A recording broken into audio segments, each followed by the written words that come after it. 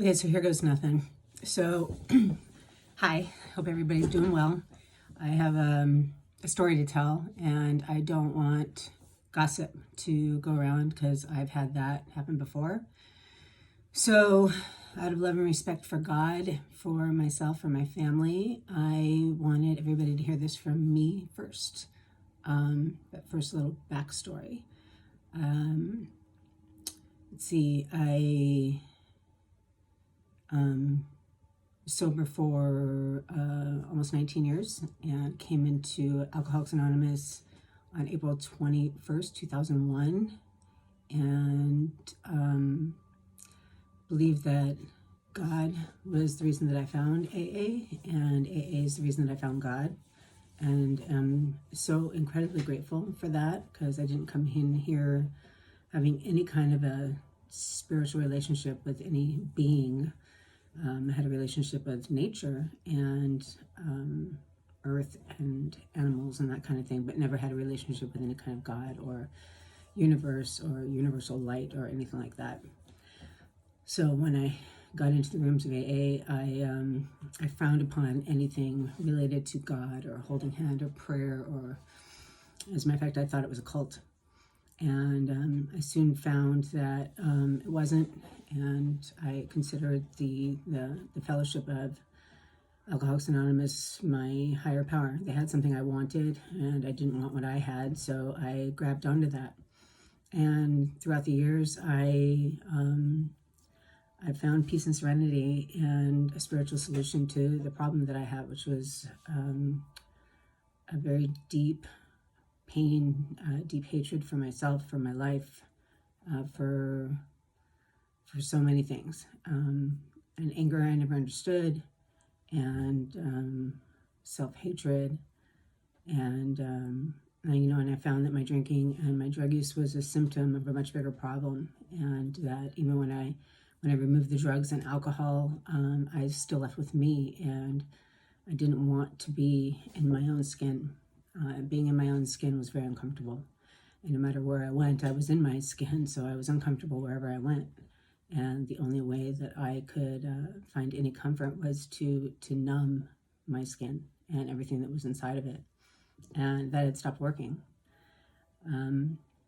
So when I removed the things that numbed me, I found myself that much more uncomfortable.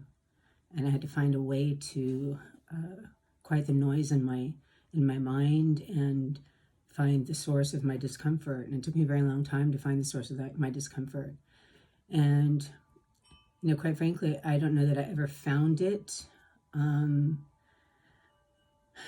necessarily in Alcoholics Anonymous, but I know that I was constantly seeking. I worked with many sponsors. I went through the 12 steps on multiple occasions. I went through the book word for word, page by page, of 10 years of sobriety. I was married when I got here, got divorced when my daughter was 3, and met somebody in the program and was in that relationship for 11 years. And 5 years ago, I began the divorce and the process of that. And, and it was at that time that things started to change in the rooms for me. Nothing changed so much in the rooms. Alcoholics Anonymous is still alive and strong. But my experience and my story, that changed for me. And what happened for me is I was led into the rooms of AA, like I said, by God, found a fellowship, found the steps, took the steps, and, and got divorced and remarried. And then slowly but surely, all of that was removed. The fellowship was removed. The friends I found were removed. And, and I went through 5 years of a tremendous amount of pain. I was spiritually broken, emotionally broken, mentally broken, and physically brought to a level of broken. I don't even know how that level of disrepair could ever be repaired. And during those 5 years, it wasn't the fellowship of AA or Alcoholics Anonymous or even the 12 steps of Alcoholics Anonymous that brought me back together. It was God and myself.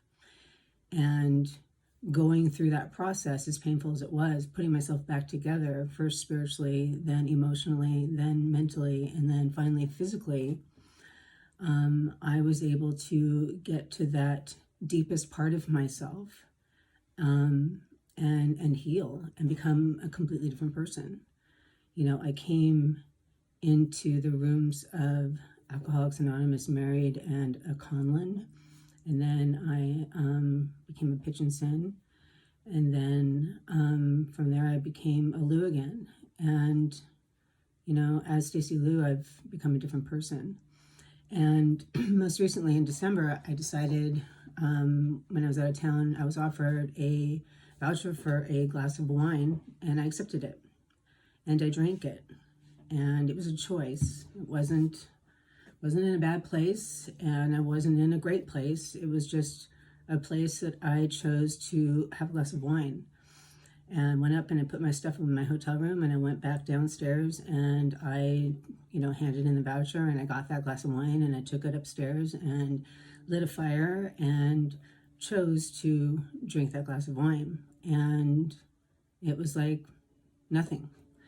It was in a plastic glass, was not special, but I drank it and I enjoyed it and thought nothing of it. And I tell you this story because it was my choice to do that, and I want everyone to hear that from me, and not through the gossip train and the gossip mills and the rumor mills and all of that.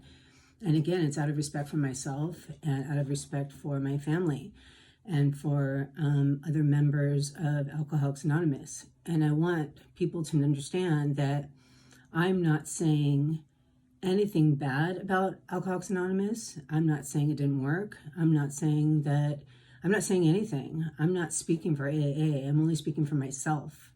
And I'm also speaking to the things that I have done and the choices that I have made.